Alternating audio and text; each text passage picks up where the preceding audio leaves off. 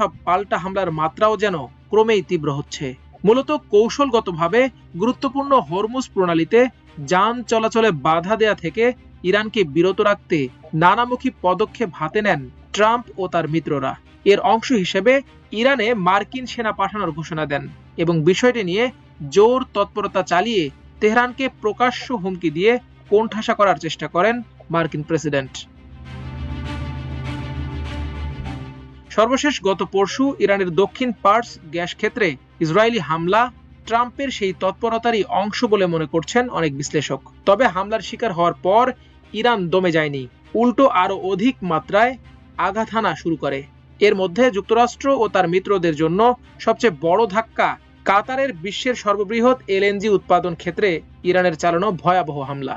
আক্রান্ত হওয়ার কয়েক ঘন্টার মধ্যে ঘোষণা দিয়ে কাতারের এলএনজি উৎপাদন ক্ষেত্র রাস লাফান ইন্ডাস্ট্রিয়াল সিটি লক্ষ্য করে ক্ষেপণাস্ত্র ছোড়ে ইরান। এতে গ্যাস ক্ষেত্রটি ভয়াবহ ক্ষতির শিকার হয়।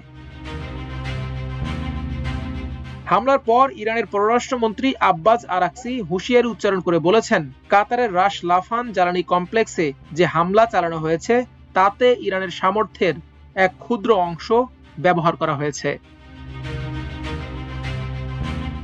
মার্কিন যুক্তরাষ্ট্র, ইসরায়েল ও উপসাগরীয় দেশগুলোর প্রতি ইঙ্গিত করে তিনি আরও বলেন, সংযত থাকার একমাত্র কারণ ছিল উত্তেজনা কমানোর অনুরোধের প্রতি সম্মান জানানো। কিন্তু ইরানি অবকাঠামো আবার হামলার শিকার হলে আর সংযম বজায় রাখা হবে না।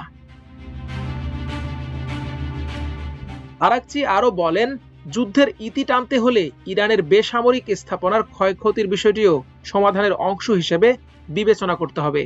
এবার যেন ট্রাম্পের বক্তব্য ও সাম্প্রতিক পদক্ষেপ সে কথারই ইঙ্গিত দিচ্ছে। ট্রাম্প গতকাল বৃহস্পতিবার ইঙ্গিত দিয়েছেন, ইরান যুদ্ধ চতুর্থ সপ্তাহে গড়ালেও দেশটিতে মার্কিন সেনা মোতায়েন করার কোনো পরিকল্পনা তার নেই।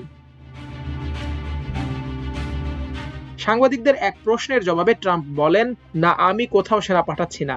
যদি পাঠাতামও তবে নিশ্চিতভাবে আমি আপনাদের তা জানাতাম না। কিন্তু আমি সেনা পাঠাচ্ছি না। ইরানের অস্ত্র কর্মসূচি নির্মূল করতে যুক্তরাষ্ট্র কতদূর পর্যন্ত যাবে তা নিয়ে পর্যালোচনা চলার মধ্যে ট্রাম্পের এমন মন্তব্য এলো। গত গ্রীষ্মে এক সামরিক অভিযানের পর ট্রাম্প দাবি করেছিলেন, ইরানের পারমাণবিক সক্ষমতা নিশ্চিহ্ন করে দেওয়া হয়েছে, তবে ধ্বংসস্তূপের নিচে